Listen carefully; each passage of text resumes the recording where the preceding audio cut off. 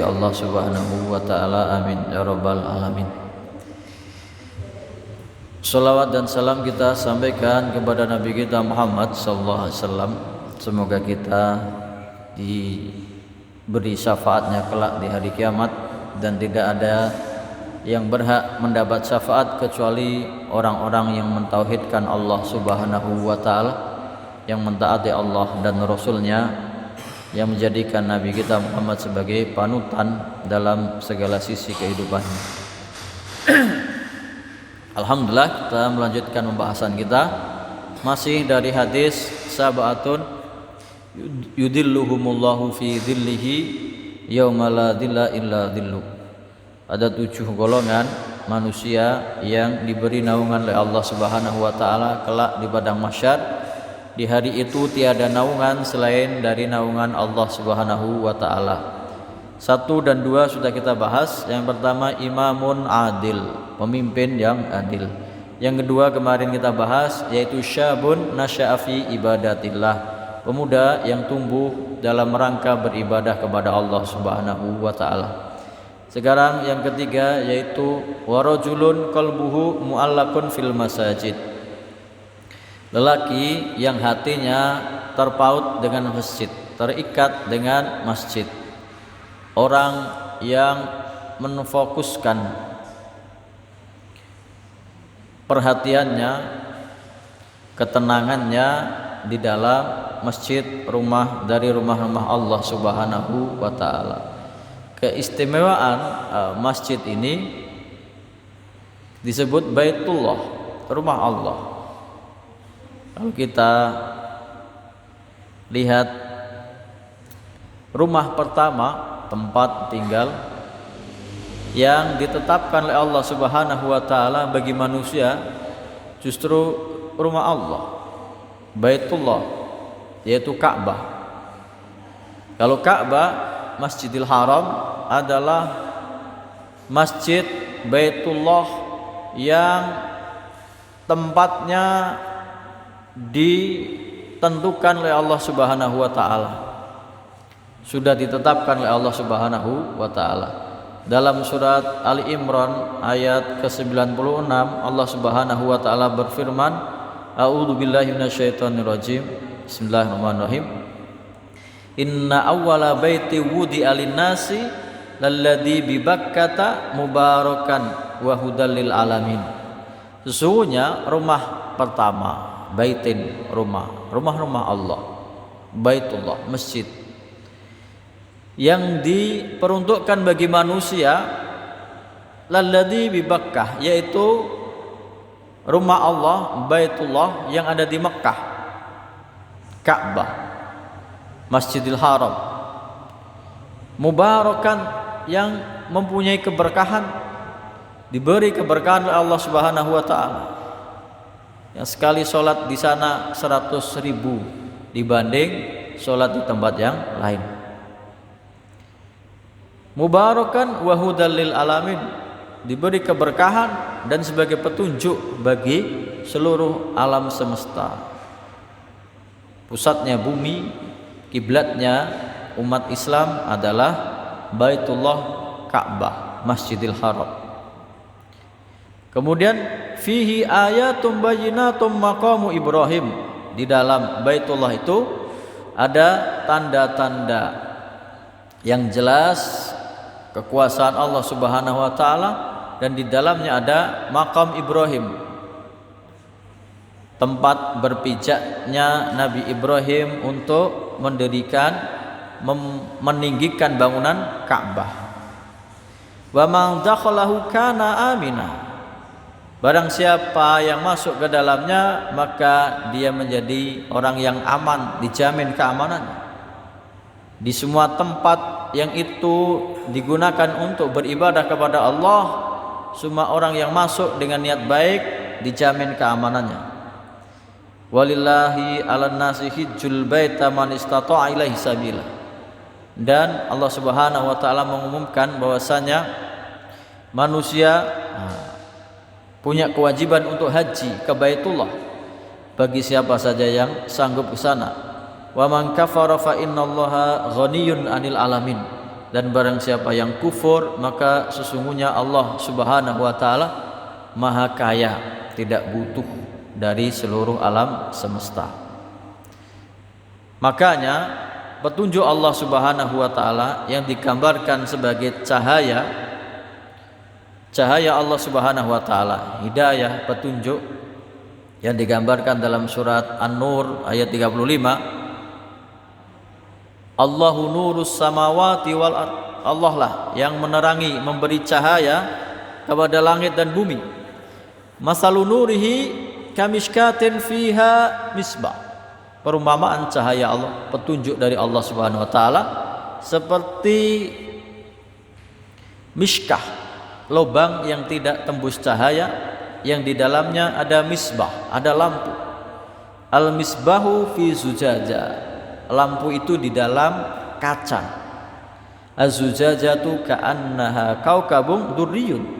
Kacanya saja sebelum ada lampu dia seperti bintang yang berkilauan. Yuqadu min syajaratin mubarakah zaitunatin la syarqiyatin wala gharbiyah. Yang minyaknya untuk menyalakan lampu itu diambil dari pohon yang diberkahi, minyak zaitun. La syarqiyatin wala gharbiyah, yang tidak ke barat tidak ke timur, yang mendapat cahaya matahari penuh dalam proses penanamannya, panennya, sehingga menjadi minyak yang paling berkualitas. Minyaknya saja berkilauan, bercahaya.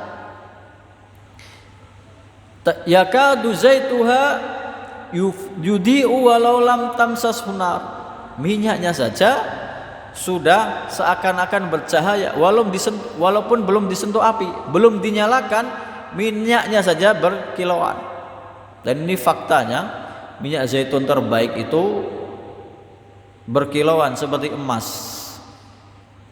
Nurun ala nur, cahaya di atas cahaya. Yahdillahu linurihi mayyasha. Allah Subhanahu wa taala memberikan petunjuk hidayah dengan cahayanya kepada siapa saja yang dia kehendaki. Wa yadribullahul amsala linnas. Allah Subhanahu wa taala memberikan perumpamaan bagi manusia. Wallahu bikulli syai'in alim. Allah Subhanahu wa taala Maha mengetahui atas segala sesuatu. Itu cahaya Allah. Hidayah, petunjuk. Dari mana kita bisa mengambil hidayah dan petunjuk ini? Ternyata di masjid.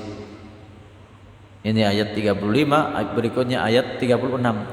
Fi buyutin adinallahu an turfa'a wa yudhkara fiha ismuhu yusabbihu lahu fiha bil hudui wal asal. Di rumah-rumah. Rumah siapa? Rumah Allah. Kalau yang tadi kekhususan Baitullah, Ka'bah adalah masjid satu-satunya di muka bumi ini yang tempatnya ditentukan oleh Allah Subhanahu wa taala. Dan keistimewaan dari syariat Nabi Muhammad sallallahu alaihi wasallam adalah dijadikannya seluruh bumi ini masjid, boleh digunakan untuk sholat selama suci dari najis dan kotoran. Tapi tempat yang paling utama di muka bumi ini adalah masjid, yang khusus digunakan untuk ibadah kepada Allah Subhanahu wa taala. Fi buyutin, di rumah-rumah Allah. Masjid-masjid yang dibangun oleh manusia. Fi buyutin adinallahu an turfa'a wa yudhkara fiha ismuhu. Di rumah-rumah Allah yang Allah izinkan, izin dari Allah itu perintah, yang Allah perintahkan untuk ditinggikan namanya dan disebut-sebut di dalam masjid itu nama Allah Subhanahu wa taala. Dikumandangkan azan salat 5 waktu. Yusabbihu lahu fiha bil hudui wal asal. Senantiasa bertasbih, memuji Allah Subhanahu wa taala, mensucikan Allah Subhanahu wa taala di dalam masjid-masjid itu bil udwi wal asal, di pagi hari dan sore hari. Siapa yang mengambil petunjuk, mencari petunjuk dan memakmurkan masjid ini, yaitu para lelaki yang hatinya terpaut dengan masjid. Rijalun la tulhihim tijaratun wala bai'un an dzikrillah. Para lelaki yang tidak dilalaikan oleh perdagangan dan jual beli, oleh usaha mereka, pekerjaan mereka, kesibukan mereka, tidak melalaikan mereka dari mengingat Allah, an dzikrillah. Wa iqamis shalah, dan mendirikan shalah, wa itaiz zakat, dan menunaikan zakat. Maka orang-orang yang memakmurkan masjid inilah orang-orang yang hatinya terpaut dengan masjid. Di sini ada dua pengertian. Rijalun la tulhihim tijaratun wala bai'un an dzikrillah. Para lelaki yang tidak dilalaikan oleh usaha, perdagangan dan jual belinya dari mengingat Allah. Artinya, pengertian pertama, walaupun dia punya usaha, walaupun dia berdagang, walaupun dia punya pekerjaan, walaupun dia bekerja, tapi begitu datang panggilan Allah Subhanahu wa taala untuk sholat, dia segera meninggalkan usaha, perdagangan, jual belinya, pekerjaannya, kesibukannya, urusan dunianya. Dia tinggalkan untuk segera ke masjid untuk menunaikan kewajibannya kepada Allah Subhanahu wa taala, untuk sujud, untuk rukuk bersama orang-orang yang sujud. Sebagaimana dalam surat Al-Jumu'ah dari ayat 9, ya ayyuhalladzina amanu idza nudiya lis-sholati min yaumil jumu'ati fas'au ila dzikrillahi wa darul bai' dzalikum khairul lakum in kuntum ta'lamun.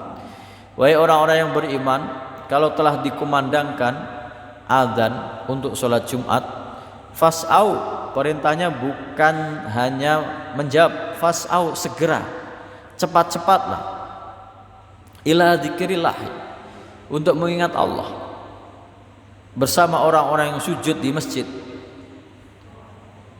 Fas'au ila dzikrillah wa darul bai', dan tinggalkan segala urusan jual beli. Dzalikum khairul lakum in kuntum ta'lamun. Itu yang lebih baik bagi kalian kalau kalian mengetahuinya.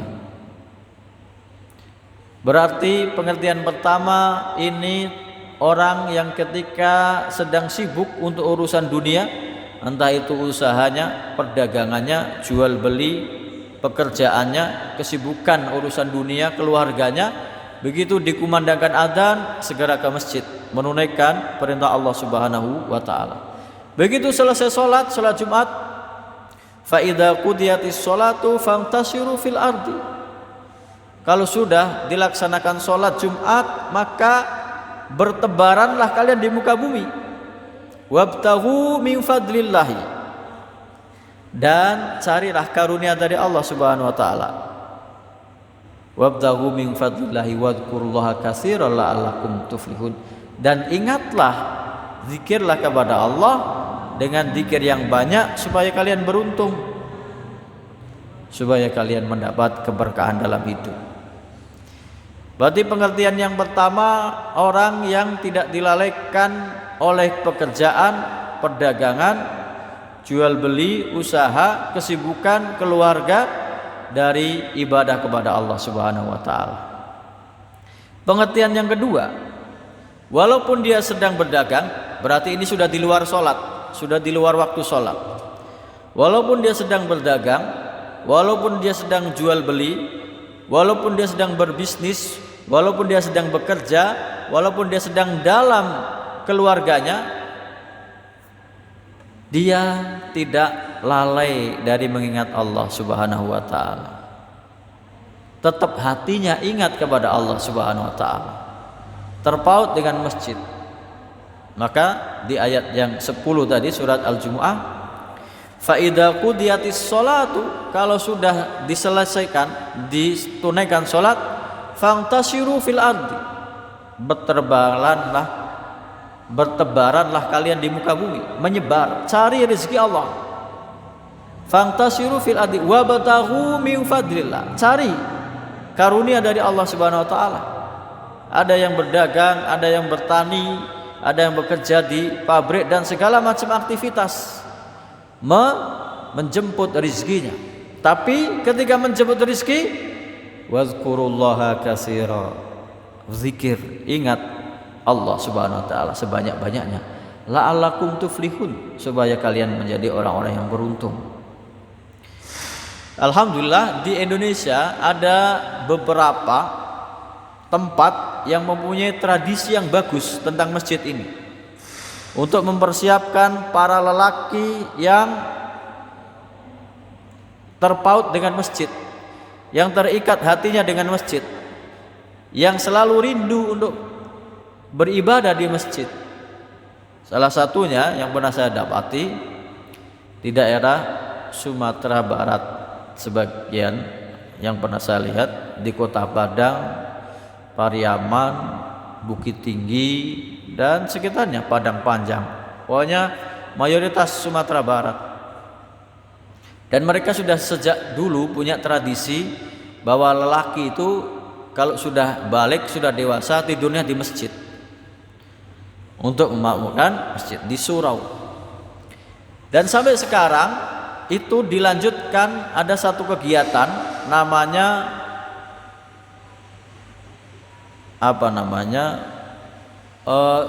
subuh, didikan subuh. Namanya didikan subuh. Jadi setiap malam Ahad, kalau Ahad kan libur sekolah, setiap malam Ahad itu yang laki-laki, anak laki-laki yang usia sekolah dari SD bahkan ada yang TK, didampingi gurunya untuk menginap di masjid. Didampingi gurunya untuk menginap di masjid. Yang perempuan diantarkan oleh keluarganya, bapak atau ibunya, sebelum subuh ke masjid. Jadi di Ahad pagi ini mayoritas masjid, bahkan ada lembaga risetnya, ada lembaga diklatnya di Padang, di Pariaman, di Padang Panjang, di Bukit Tinggi. Ada lembaga riset dan didukung oleh pemerintah.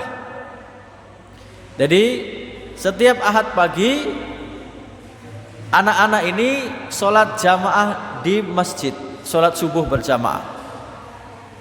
Begitu selesai sholat subuh, mereka diadakan acara kayak kita itu lomba kalau peringatan hari besar. Jadi ada tilawah Al-Quran, ada yang baca Al-Quran, ada yang membaca terjemahannya, ada yang pokoknya maju satu-satu baca Al-Quran, kemudian hafalan surat-surat pendek, kemudian ada yang membaca terjemahannya, ada yang membaca hafalan doa-doa sehari-hari, ada yang mempraktekkan membaca bacaan sholat. Pokoknya kegiatan itu terus sampai menjelang duhur dari subuh. Ada yang membaca khutbah, latihan khutbah, ceramah, ada yang membaca puisi dan lain sebagainya, ada yang membaca doa. Dan ini dilatih setiap pekan, bergantian. Yang pekan ini membaca Al-Quran, besoknya membaca hadis atau doa, dan begitu bergantian terus. Dan ini belum saya dapati di tempat lain, mendidik anak-anak untuk cinta masjid dan membuat aktivitas di masjid ini menarik untuk anak-anak, dan mereka terbiasa dengan ilmu-ilmu agama. Makanya ketika orang-orang Quraisy itu merasa paling menang, kan dalam surat Quraisy disebutkan li'ila fi Quraisy ila fihim rihlatas syita'i was saif. Karena kebiasaan orang Quraisy, mereka punya mata pencaharian berdagang. Ila fihim rihlatas syita'i wasaif, yaitu perjalanan di musim dingin dan musim panas. Musim dingin ke Yaman, musim panas ke Syam. Berdagang. Falyabudu rabb hadzal bait. Hendaknya mereka bersyukur kepada Allah dengan menyembah pemilik Tuhan, pemilik rumah ini. Pemilik apa? Masjid Baitullah. Alladzi at'amahum min ju' wa amanahum min khauf, yang telah memberikan mereka makanan, rizki kepada orang Quraisy. Mereka tidak punya tanah yang subur seperti kita, tidak punya penghasilan tanaman, bahan makanan yang melimpah, tapi Allah memberi rizki kepada mereka.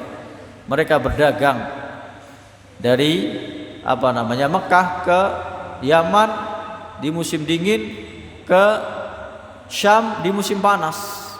Alladzi at'amahum min ju' wa amanahum min khauf, dan memberikan rasa aman kepada mereka dari ketakutan.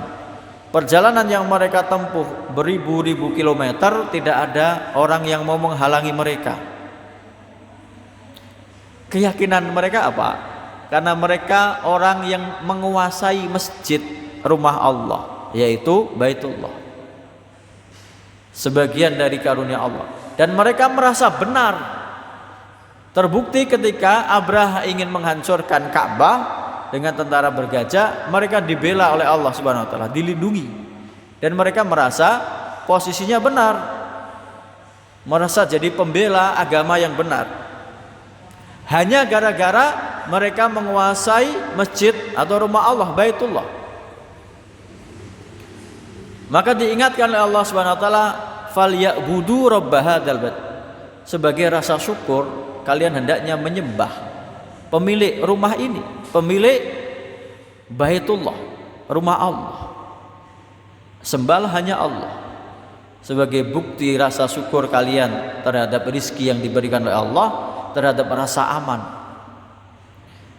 Maka di dalam surat Al-Baqarah ayat 114, mereka menghalangi Nabi Muhammad SAW dan umat Islam ketika Nabi sudah hijrah ke Madinah untuk umroh. Maka terjadilah perjanjian Hudaybiyah. Mereka merasa benar, merasa menguasai Baitullah, rumah Allah.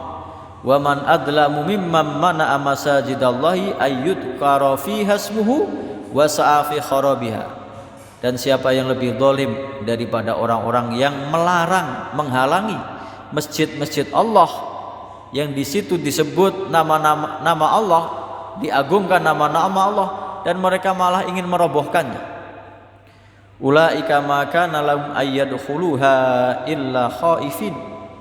Mereka adalah tidak pantas untuk memasukinya kecuali takut kepada Allah Subhanahu wa taala.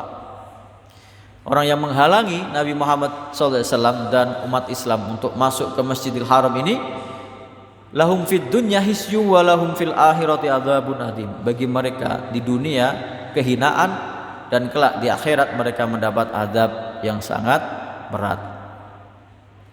Maka syarat untuk menjadi orang yang memakmurkan masjid adalah beriman kepada Allah Subhanahu wa taala, mentauhidkan Allah Subhanahu wa taala dalam segala ibadah. Dalam surat At-Taubah ayat 17 dan 18, maka nalil musyrikina ayyamuru masajidallahi syahidina ala anfusihim bil kufr. Enggak pantas orang-orang musyrik itu memakmurkan masjid Allah, rumah Allah, walaupun mereka secara kekuasaan menguasai Ka'bah. Gak pantas mereka disebut memakmurkan rumah Allah, masjid Allah. Syahidina ala anfusihim bil kufr, padahal mereka sendiri mengakui dirinya kafir terhadap ajaran tauhid yang dibawa oleh Nabi Muhammad SAW. Ulaika habitat a'maluhum wa fin narihum khalidun. Orang yang seperti ini tidak mau beriman kepada Allah dan Rasulnya, tapi mau menguasai rumah Allah, Masjidil Haram, mereka itulah orang-orang yang sia-sia amalnya. Walaupun tinggal di Masjidil Haram, walaupun menguasai Masjidil Haram, sia-sia amalnya. Wa finnari hum khalidun, kekal mereka di dalam api neraka. Siapa yang berhak memakmurkan masjid? Dalam ayat 18-nya, innama ya'muru masajidallahi man amana billahi wal yaumil akhir. Sesungguhnya yang benar-benar memakmurkan masjid-masjid Allah adalah orang yang beriman kepada Allah dan hari akhir. Wa aqamas shalah wa ataz zakah, dan mendirikan salat dan menunaikan zakat. Walam yahsya illallah, tidak ada yang mereka takuti kecuali hanya Allah Subhanahu wa taala. Fa asa ulaika ayyakunu minal muhtadin, maka semoga mereka itulah orang-orang yang mendapat petunjuk. Maka memakmurkan masjid Allah, rumah-rumah Allah adalah beriman kepadanya, dasarnya, pondasinya tauhid, keimanan kepada Allah dan hari akhir. Kemudian mendirikan sholat. Apa gunanya masjid dibangun megah, besar, mewah, lengkap fasilitas kalau tidak ada yang sholat? Wa ataz zakah, dan menunaikan zakat. Walam yahsya illallah, dan tidak takut kecuali hanya kepada Allah. Orang-orang seperti ini yang mendapat petunjuk. Makanya ketika dulu saya diutus di daerah-daerah yang terpencil itu, prioritas utama adalah untuk mengaktifkan masjid. Ada masjid banyak di sana, sudah dibangun, sudah banyak orang yang membangun masjid di daerah-daerah terpencil, tapi tidak terpakai. Ada orang Islam tapi nggak ada yang sholat. Sholat 5 waktu tidak ada, sholat Jumat tidak ada. Mungkin cuma sekali atau 2 kali dipakai dalam setahun untuk sholat Id. Apalagi tidak ada anak-anak mengaji, TPQ. Begitu juga Nabi Muhammad SAW pertama kali ketika hijrah ke Madinah, yang dibangun adalah masjid. Masjid Kuba, masjid yang pertama dibangun sampai di Kuba. Kemudian yang kedua adalah Masjid Nabawi. Bukan pasar, bukan rumah, bukan gudang senjata, bukan yang lain-lain yang dibangun oleh Nabi Muhammad SAW. Yang pertama adalah masjid. Masjid inilah menjadi sumber peradaban umat Islam, yang menjadikan umat Islam sampai sekarang menjadi umat yang bersaing peradabannya dengan bangsa-bangsa lain. Sumbernya dari masjid. Pendidikan utama awalnya dari masjid. Di antara universitas tertua yang ada di dunia awalnya dari masjid. Universitas Al-Azhar itu dulunya halaqah di masjid. Dan itu yang jadi perhatian utama, fokus utama Nabi Muhammad SAW membangun masjid, mendidik umat Islam. Bahkan dari situ perekonomian umat dibangun. Diaturlah urusan zakat dari masjid. Bahkan dalam urusan politik dan peperangan, masjid ini menjadi pusatnya. Nabi Muhammad SAW mengumumkan peperangan, mengawali peperangan dari masjid sebagai pusat komandonya. Inilah orang-orang yang memperhatikan masjid dan menjadikan masjid ini sebagai tonggak peradaban untuk melaksanakan ajaran Islam. Tapi pertanyaannya, apakah semua yang membangun masjid ini baik? Apakah semua yang membuat masjid ini baik?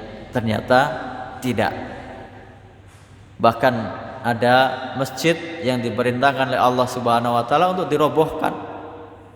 Dalam surat At-Taubah dari ayat 107 sampai 110. Allah Subhanahu wa taala menjelaskan tentang ada masjid yang justru niatnya untuk merusak umat Islam. Karena ini disponsori oleh orang-orang munafik.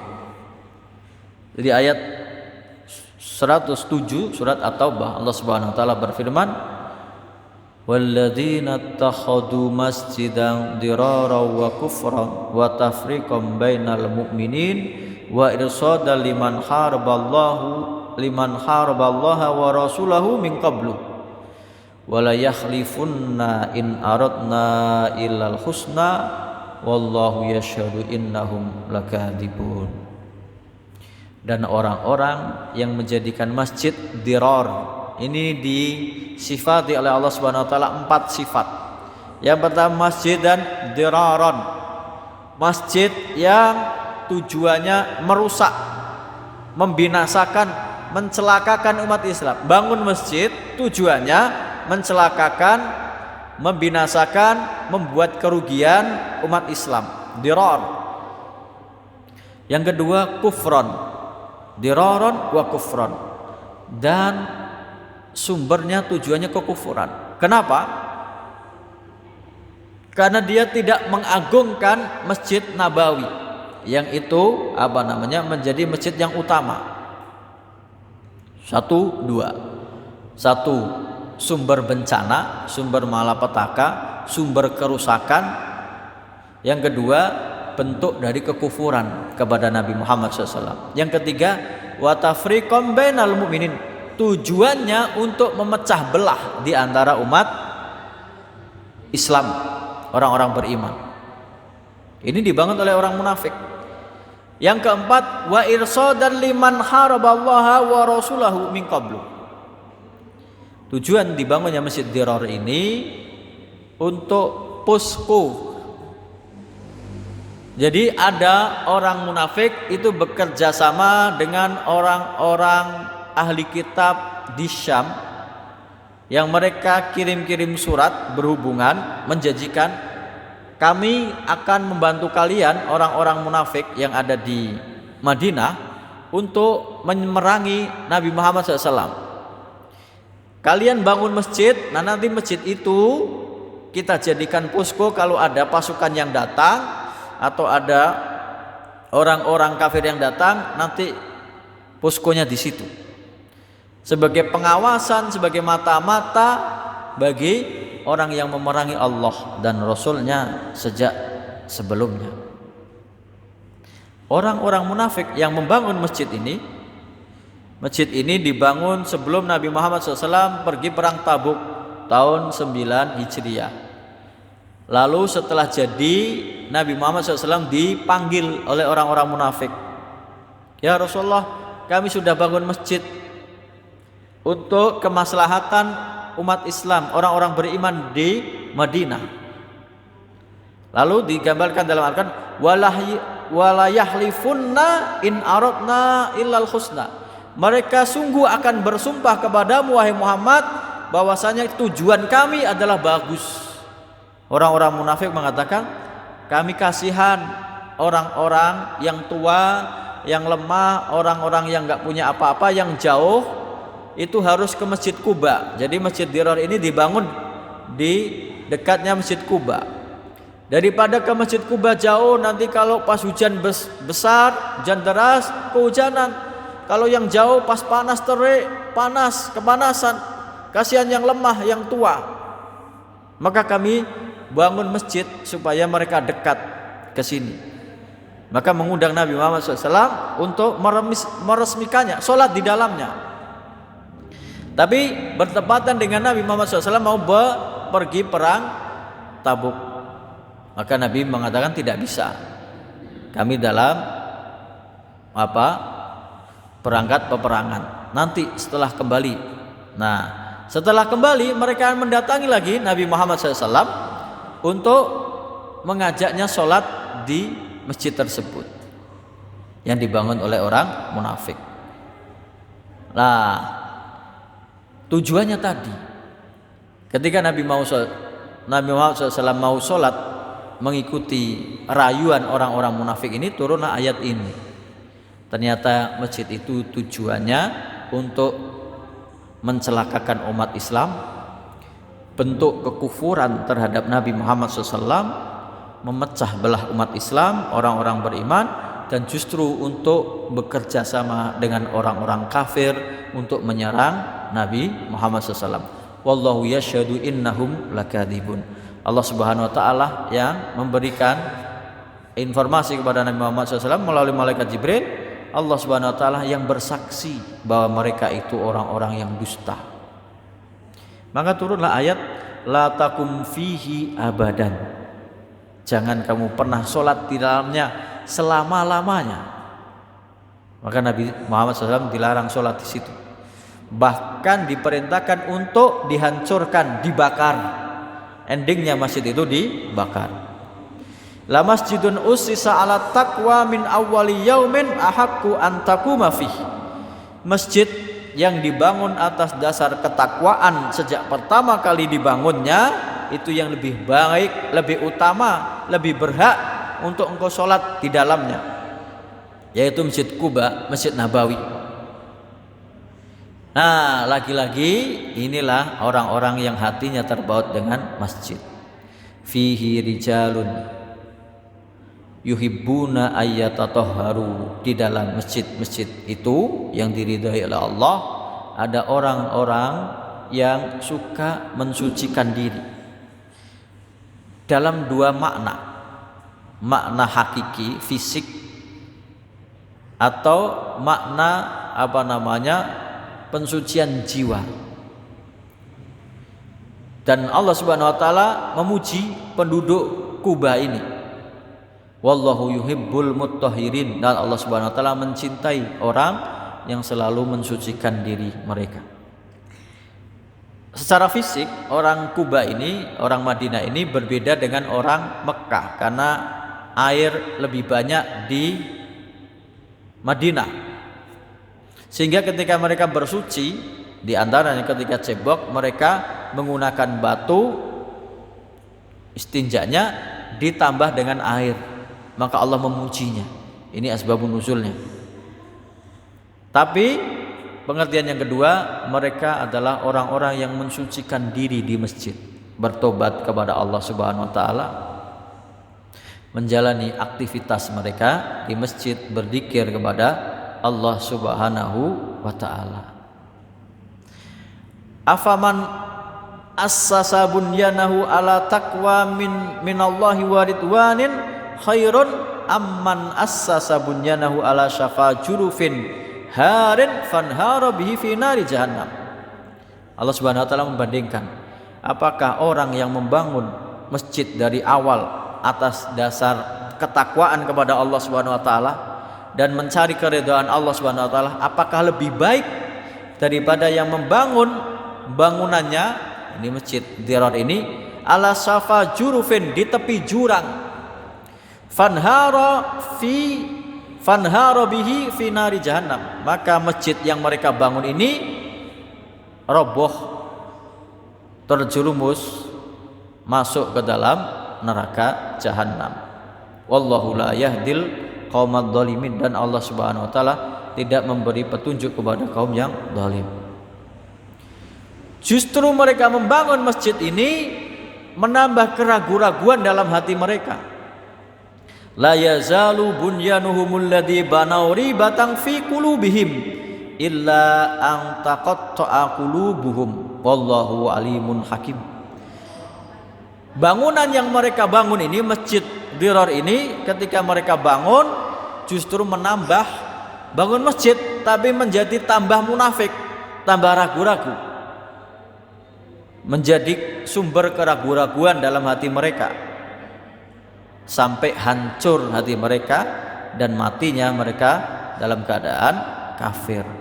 Wallahu alimun hakim. Dan Allah Subhanahu wa taala Maha mengetahui, Maha bijaksana. Maka dalam lingkungan masjid ini hendaknya orang-orang yang ikhlas lillahi ta'ala. Jangan ada kepentingan apapun. Sumber kemaslahatan umat pusatnya dari masjid.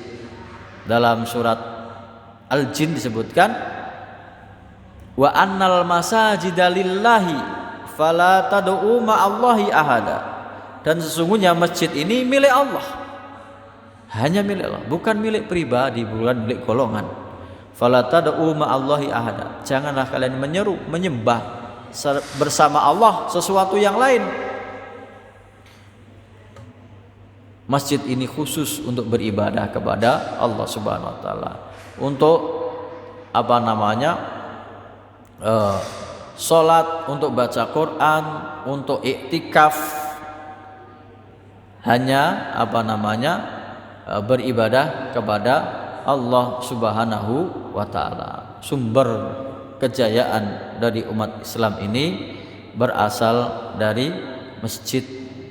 Bahkan peperangan, Nabi Muhammad SAW ketika mengumumkan peperangan itu diawali dari masjid.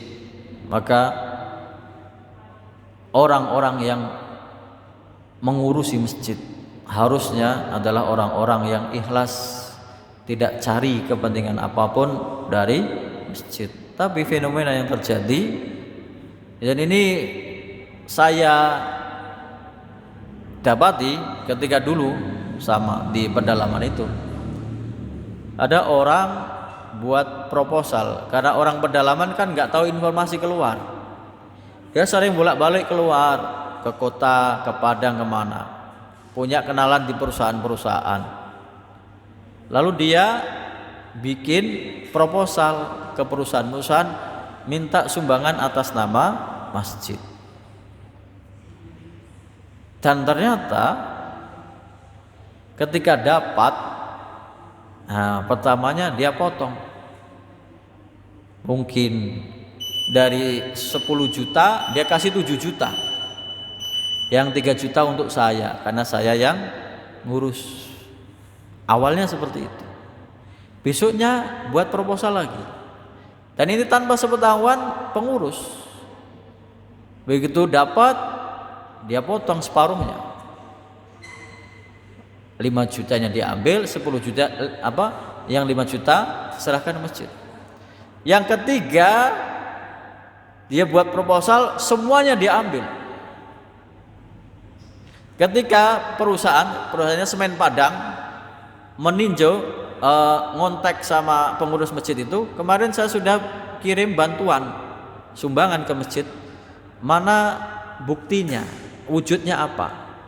Ternyata nggak sampai, dibawa kabur. Dan ternyata saya baru tahu di sana, ternyata sekarang di sini juga ada yang model seperti itu. Naudzubillahi min dzalik. Semoga Allah memberkahi kita, memberkahi masjid-masjid kita, memberkahi umat Islam semuanya. Mungkin ini yang bisa kita bahas. Wallahu taala alam. Kita tutup dengan doa kafaratul majelis. Subhanakallahumma wa bihamdika asyhadu an la ilaha illa anta astaghfiruka wa atubu ilaik.